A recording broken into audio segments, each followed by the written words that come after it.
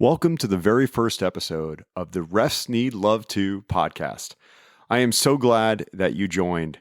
I have to tell you, 10 months ago, if you would have told me that I would have a TikTok that is reaching hundreds of thousands of people around the world every single week, I definitely would have laughed and I'd be like, what? Maybe even been a little insulted. TikTok, me? What?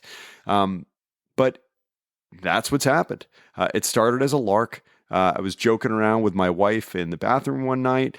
She was going to be filming a movie and she needed a generic referee costume and she chose my referee outfit. And I started asking her some questions, like having her do some flag signals. I recorded it, I uploaded it, and all of a sudden it went viral. We got 10,000, 50,000 views, 100,000, eventually 1 million views on this one video.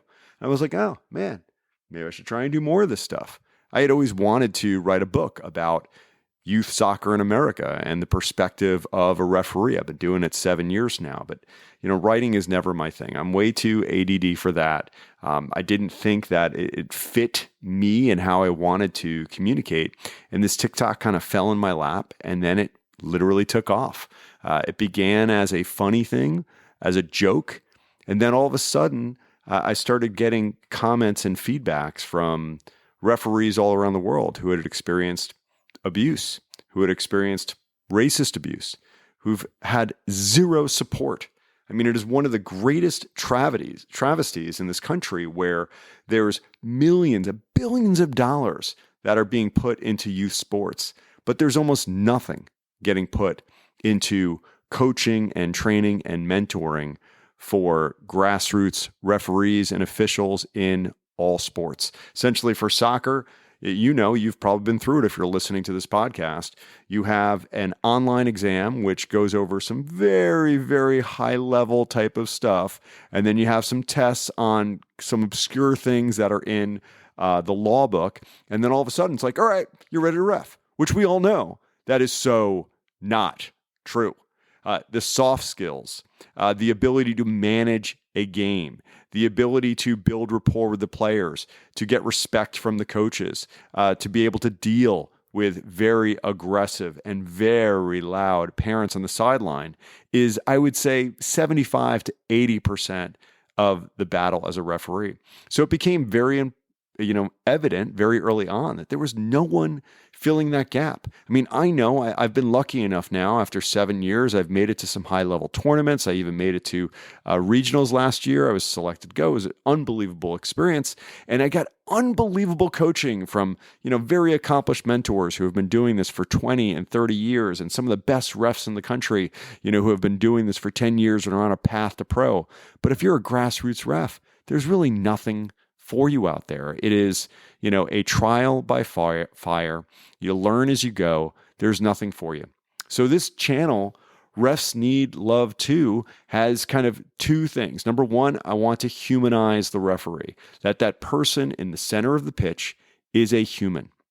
They are a father, a mother, a daughter, a son, a brother, a sister, an uncle, an aunt. They are a human being who lives in your community and loves the game every bit as much as you do.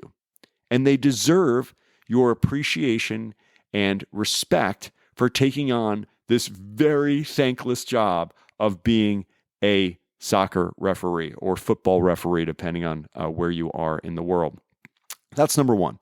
Number two, I want to educate. Again, there's very little practical, ongoing education for referees, whether it's about, again, dialogue on the pitch or recognizing fouls or considerations for fouls or what type of card might we give out or what type of code is it going to be. Again, none of that happens at grassroots.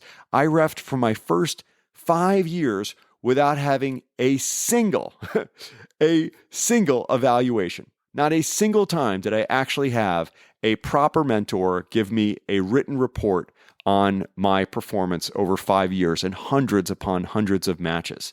So I know that there's a demand for this out there. There's a need for this kind of education out there. And I'm hoping with this channel, by reaching out to the people who play the game and watch the game, and then also to the referees as well, that we can build a platform where we can actually have some influence. And it's already beginning. I've already had the pleasure of meeting with the CEO of US Youth Soccer. I've also had the pleasure of meeting with some professional refs who are in, the pro system in the US. And I've met with literally and spoken with hundreds of grassroots referees around the world.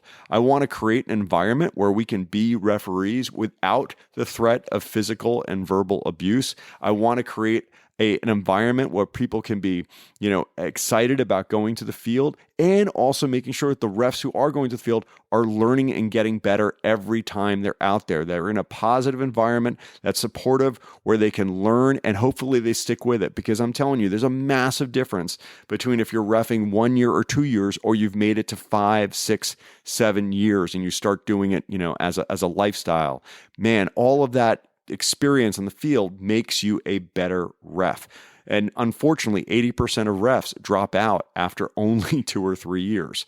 So this channel, this Refs Need Love 2 channel, hopefully people get enjoyment out of it. Hopefully I make people smile. Hopefully I make people think. Hopefully I make people inspired. And I have to tell you, for me personally, it's a wonderful creative outlet. I love doing it. I love interacting with people. I love making people happy. I love sharing my love of being a football referee with the world.